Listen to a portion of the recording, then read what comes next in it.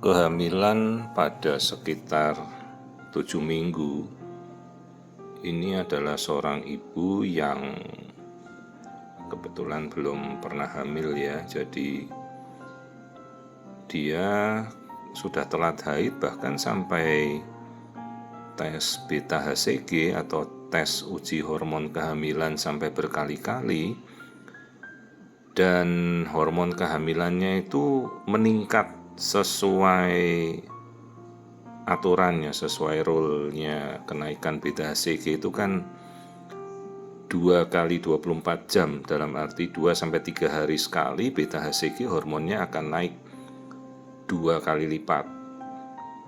Sementara begitu waktu dia telat tes pack, dan itu dia inget banget tes packnya positif ya, itu artinya tes pack itu sudah setara beta HCG dengan kadar 25 miliunit. Masalahnya kenapa hamilnya tidak diketahui ada di dalam rahim, terus ada di mana? Baru kita lihat, inilah sisi tuba atau sisi saluran indung telur kanan kalau nggak salah ini.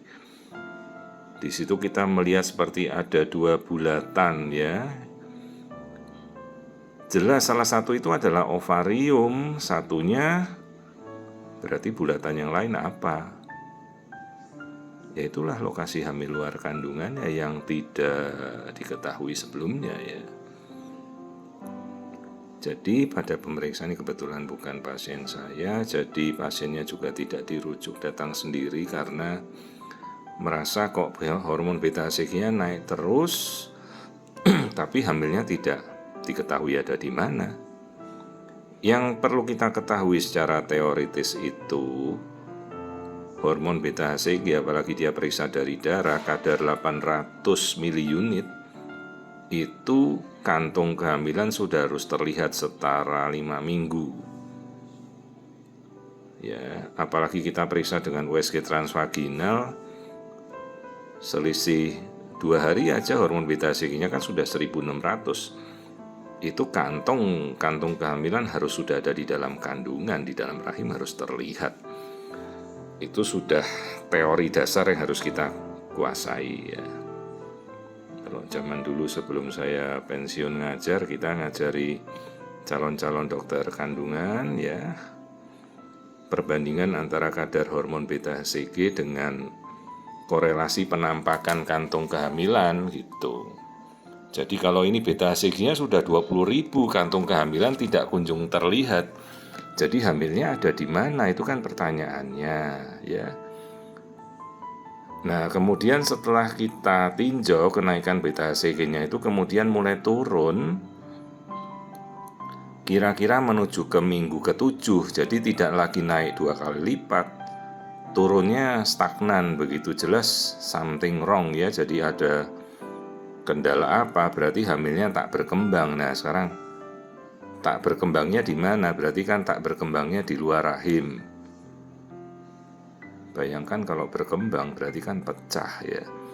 Dan di minggu sekarang kan 7 minggu ini embrio sudah harus terlihat. Ini kita tidak melihat yolk sac kuning telur tidak ada, embrio tidak ada. Jadi ya di satu sisi untungnya tidak pecah kehamilan ektopik di luar rahim ini. Makanya ibunya tidak ada rasa apa-apa, nyeri pun tidak, cuma bingung hamilnya ada di mana gitu.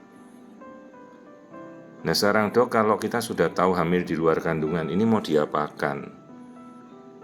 Loh, kalau tidak mengganggu, tidak ada keluhan ya dipantau saja sampai beta HCG-nya turun sendiri ya. Dalam berapa waktu dok harus turun? Ya 1 bulan, ini sudah masuk 6 minggu lebih nih, 6 minggu jalan 7 nih. Jadi beta HCG nanti harus 0 absolut, tidak ada kata lain 0, berapa, 0 absolut harus 0. Dok kalau beta HCG-nya masih tinggi ya artinya hormonnya tidak turun, hamil di luar kandungannya belum beres, harus kita bersihkan. Bersihkannya pakai apa dok? Entah mau dioperasi, angkat salurannya ya, jadi saluran sebelah itu kan jadi tidak ada, atau mau di kemoterapi ya, terserah opsinya yang mana, ada syarat-syaratnya. Ini kan syarat untuk kemoterapi masuk, jadi tidak ada janin, kantung hamilnya juga tidak bertumbuh. Tapi yang tidak memenuhi syarat nih, beta HCG-nya masih tinggi ini ya. Jadi saya sih tidak menuju ke operasi dulu karena tidak ada janin. Ibunya saya anjurkan ya cukup kita pantau Bu, beta HCG dalam sebulan harus negatif. Penurunannya harus sampai kentara ya, harus sampai 0.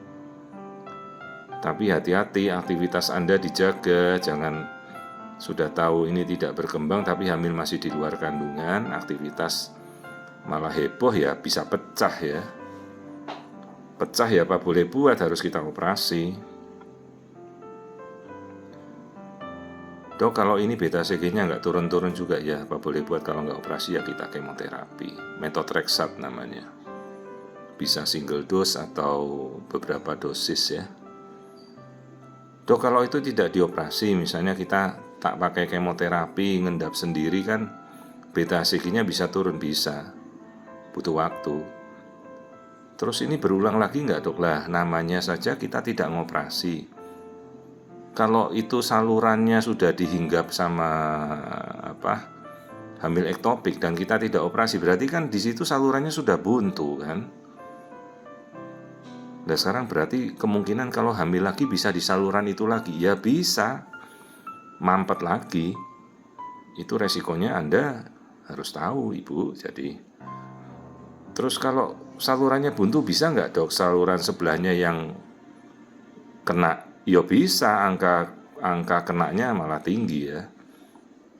Kadang tuh hamil ektopik di sisi sebelah, berikutnya hamil ektopik di sisi yang lain.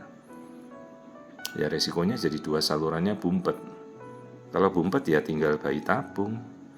Nah ini yang katanya kan kita melihat aliran darahnya, istilahnya ring of fire. Tunggu dulu, jangan curiganya itu di ovarium semua lah. Ovarium yang sebelahnya, lah satunya kan di luar ovarium itu kantongnya itu. Jadi itu bukan ovarium,